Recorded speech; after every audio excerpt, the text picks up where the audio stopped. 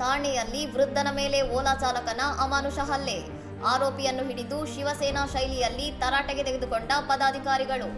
ಠಾಣೆಯ ಜುಪಿಟರ್ ಆಸ್ಪತ್ರೆಯ ಹೊರಗೆ ಓಲಾ ಚಾಲಕನೊಬ್ಬ ವೃದ್ಧರೊಬ್ಬರ ಮೇಲೆ ಸಣ್ಣ ವಿಷಯಕ್ಕೆ ಹಲ್ಲೆ ನಡೆಸಿ ಅವರನ್ನು ಕೆಳಗೆ ತಳ್ಳಿ ಅಮಾನವೀಯವಾಗಿ ವರ್ತಿಸಿದ ಘಟನೆ ತೀವ್ರ ಆಕ್ರೋಶಕ್ಕೆ ಕಾರಣವಾಗಿದೆ. ಚಾಲಕ ವೃದ್ಧರನ್ನು ಥಳಿಸುತ್ತಿದ್ದರೂ ಜೊತೆಗಿದ್ದ ವೃದ್ಧೆ ಅವರನ್ನು ರಕ್ಷಿಸಲು ಪ್ರಯತ್ನಿಸಿದರೂ ಆತ ನಿಲ್ಲಿಸದೆ ನಿಂದನೆ ಮುಂದುವರಿಸಿದ್ದು ಈ ದೃಶ್ಯ ಸಾಮಾಜಿಕ ಜಾಲತಾಣಗಳಲ್ಲಿ ವೈರಲ್ ಆಗಿದೆ.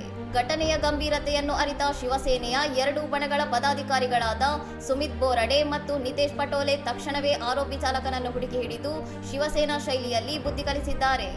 ಆರೋಪಿಯನ್ನು ಥಳಿಸಿದ ನಂತರ ಆತನನ್ನು ವರ್ತಕ್ ನಗರ ಪೊಲೀಸ್ ಠಾಣೆಗೆ ಹಸ್ತಾಂತರಿಸುವ ಪದಾಧಿಕಾರಿಗಳು ಈ ಕೃತ್ಯದ ವಿರುದ್ಧ ಕಠಿಣ ಕಾನೂನು ಕ್ರಮ ಕೈಗೊಳ್ಳುವಂತೆ ಪೊಲೀಸರನ್ನು ಒತ್ತಾಯಿಸಿದ್ದಾರೆ. ವೃದ್ಧರ ಮೇಲೆ ಹಲ್ಲೆ ನಡೆಸಿದ ಈ ಅಮಾನವೀಯ ಘಟನೆಯು ಠಾಣೆ ನಗರದಾದ್ಯಂತ ಭಾರೀ ಕೋಪಕ್ಕೆ ಕಾರಣವಾಗಿದ್ದು ಸಾರ್ವಜನಿಕರು ಆರೋಪಿಯ ವಿರುದ್ಧ ಕಠಿಣ ಕ್ರಮಕ್ಕೆ ಆಗ್ರಹಿಸಿದ್ದಾರೆ.